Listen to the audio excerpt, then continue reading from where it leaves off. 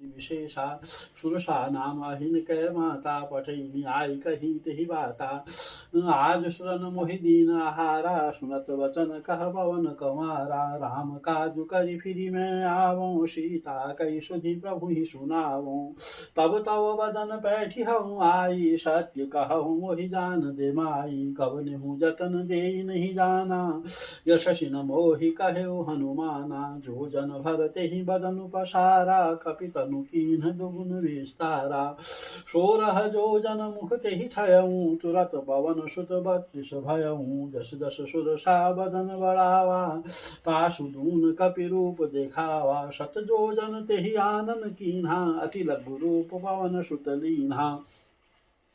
बदन पैठी पुनि बाहिर आवा मागा विदाता ही सिर नावा। मोहि सुरन जेहि लागी पठावा बुद्धि बल मरमु तोर मैं पावा। जाके सुमिरन तेरि पुनासा नाम शत्रुहन वेद प्रकाशा। राम काजु सब करिहऊँ तुम बल बुद्धि निधान। आशीष दे गई सो हर्ष चले हनुमान सियावर रामचंद्र पद जय शरण।